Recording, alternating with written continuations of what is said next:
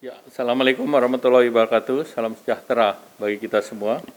Yang kami hormati teman-teman media cetak elektronik. Sidang Kabinet Paripurna tadi disampaikan oleh Bapak Presiden. Yang pertama terkait dengan situasi ekonomi global yang diikuti dengan inflasi yang terus meningkat dan potensi resesi global itu ada di depan mata. Tentu dilihat dari segi supply side itu kenaikan tajam pada beberapa komoditas, terutama komoditas energi dan terganggunya rantai pasok global. Dan kemudian beberapa negara menggunakan kebijakan pengetatan baik dari segi suku bunga, namun di lain pihak ekonomi yang sedang berkembang ini perlu likuiditas. Sehingga tentu berdasarkan laporan per sampai hari ini, laporan yang masuk bahwa tentu IMF sendiri merevisi daripada pertumbuhan ekonomi nasional, di mana IMF memprediksi dari segi pertumbuhan ekonomi global di tahun ini diperbaiki dari 3,6 menjadi 3,2%. Nah, tentu beberapa resiko yang perlu diperhatikan, antara lain terkait dengan perubahan iklim, di mana terkait dengan perubahan iklim terjadi gelombang panas dan kebakaran hutan itu di Eropa, cuaca ekstrim termasuk di Amerika, permukaan air lanjut dan banjir, juga terkait kekeringanan dan krisis pangan. Nah, tadi Bapak Presiden juga menyampaikan IMF sudah ada 28 negara yang masuk untuk memperoleh bantuan IMF, dan 14 sudah masuk dan 14 dalam proses. Dan tentu ini magnitudenya lebih besar daripada krisis di tahun 98, di mana krisis di tahun 98 itu di beberapa negara ASEAN. Nah, tentu Bapak Presiden juga mengingatkan untuk mengambil kebijakan secara berhati-hati, seperti yang terjadi di Inggris misalnya, kebijakan yang dibuat yang membuat pound sterling jatuh. Nah, kita lihat Indonesia sendiri depresiasi rupiahnya 6%, namun relatif masih lebih tinggi dari berbagai negara lain, termasuk Kanada, Swiss, Nepal, Malaysia, Thailand, juga termasuk Inggris, sehingga relatif Indonesia lebih moderat dibandingkan dengan beberapa negara lain. Nah, kemudian juga Bapak Presiden mengingatkan terkait dengan realisasi belanja per 31 Agustus, realisasi belanja kementerian lembaga adalah 575,8 triliun, di mana belanja pegawai sekitar 170,5 triliun dibandingkan tahun lalu, year on year ini naik 4,8%. Kemudian belanja barang itu sebesar 221,9 triliun, yang terdiri dari belanja barang lain 161 dan PEN 60,9. Dan ini pemanfaatan antara lain di Kementerian Kesehatan, itu Kementerian Kesehatan untuk klaim pasien, insentif nakes dan vaksinasi. Kemudian untuk Kemenhan 24,3 antara lain untuk alutista. Kemudian juga di Kemenq terkait dengan biodiesel dan beasiswa LPDP, dan Kementerian Agama terkait 13,4 terkait dengan BOS.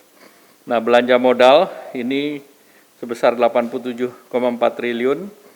Ini juga pemanfaatannya antara lain untuk peralatan dan permesinan 39,9 triliun, ini di Kemhan dan di Polri, kemudian di gedung bangunan 10,5 triliun, kemudian jalan jaringan irigasi sebesar 30,3. Kemudian juga dilaporkan bahwa realisasi APBN itu pendapatan negara sampai bulan Agustus 1.764,8 triliun atau 49,8%, penerimaan perpajakan 1.378 atau 53,2%, penerimaan pajak 1.171 atau naiknya 58% dibandingkan tahun lalu, kemudian bea cukai kena 206,2 atau 30,5%, kemudian PNBP itu sebesar 386 triliun atau 38,9, sedangkan belanja negaranya adalah 1.657, sehingga terjadi keseimbangan primer sebesar 342,1 triliun, dan Indonesia per Agustus surplus 107,4 triliun. Nah, kemudian Bapak Presiden juga mengingatkan terkait dengan ketahanan eksternal kita, walaupun terjadi goncangan, namun indikator eksternal kita relatif kuat. Dari volatility index kita sekitar 30,49 atau dalam range indikasi 30. Kemudian terkait dengan level indeks exchange market pressure, kita juga di angka 1,06 atau di bawah 1,78. Demikian pula juga dengan perbandingan kredit default swap, kita yang relatif lebih rendah dari Meksiko, Turki, Brasil, dan Afrika Selatan. Jadi secara eksternal kita terjaga, namun kita harus menjaga terjadinya capital outflow.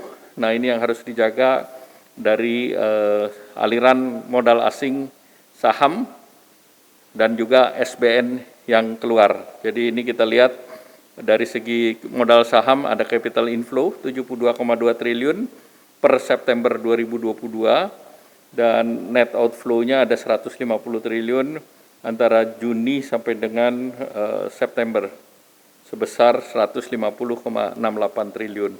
Nah, ini tentu perlu diikuti dengan kebijakan yang betul-betul diprioritaskan kepada sektor-sektor baik itu energi, pangan, dan di situ Bapak Presiden juga mendorong bahwa kredit usaha rakyat itu dilanjutkan ke depan dengan bunga yang 6%, namun untuk sektor pertanian bunganya diminta dipertahankan di 3%. Dan Bapak Presiden juga meminta agar khusus untuk kredit usaha rakyat diberi relaksasi daripada giro wajib minimum di perbankan GWM, di mana GWM-nya kalau bisa direlaksasi itu bisa juga untuk mendorong penaikan daripada kredit.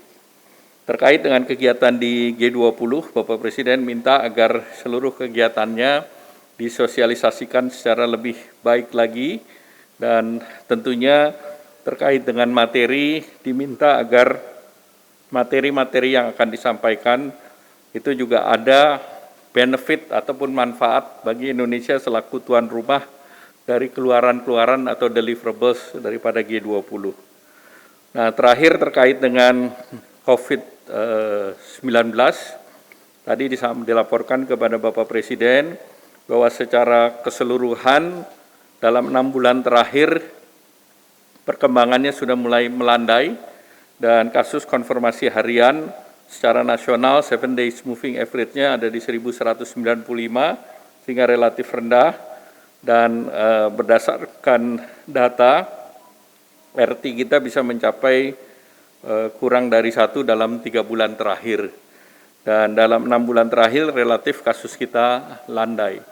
Oleh karena itu Bapak Presiden meminta agar PPKM dievaluasi sampai dengan akhir bulan ini, dan akhir bulan depan nanti akan ditentukan terkait pelaksanaan PPKM ke depan, disertai catatan bahwa booster atau vaksinasi diekstensifikasikan di bulan November, Desember, dan Januari.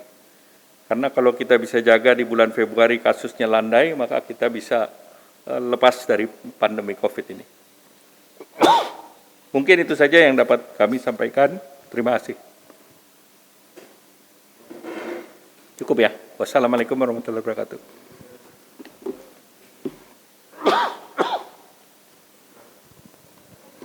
Ya. Tadi Bapak mengatakan kan beberapa negara ya Pak ya akan masuk menjadi pasien IMF gitu Pak, dan sekitar 28 kalau Pak Presiden tadi pagi menyebut gitu ya Pak ya. Iya. Nah, mungkin upaya real untuk mencegah ini seperti apa Pak? Karena tadi Bapak mengatakan skop krisisnya lebih besar gitu ya Pak ya daripada yang sebelumnya pernah terjadi. Tadi saya sampaikan Indonesia faktor eksternalnya masih sangat kuat. Sehingga Indonesia adalah tidak termasuk dalam negara yang rentan terhadap masalah keuangan. Bahkan Indonesia adalah negara yang pertumbuhan ekonominya di antara negara G20 nomor 2 tertinggi setelah Saudi Arabia. Jadi dari segi faktor eksternal Indonesia aman. Itu faktor eksternal ya Pak ya. Mungkin kalau dari internalnya Pak? Dari internal kan ekonomi kita relatif kuat karena kita punya domestic market. Dan sekarang konsumsi kita menjadi bagian daripada pertumbuhan ekonomi. Apalagi diprediksi di tahun depan pun pertumbuhan ekonomi kita antara 4,8 sampai 5,2. Jadi tentu berbagai lembaga yang memprediksi tersebut melihat bahwa Indonesia relatif kuat.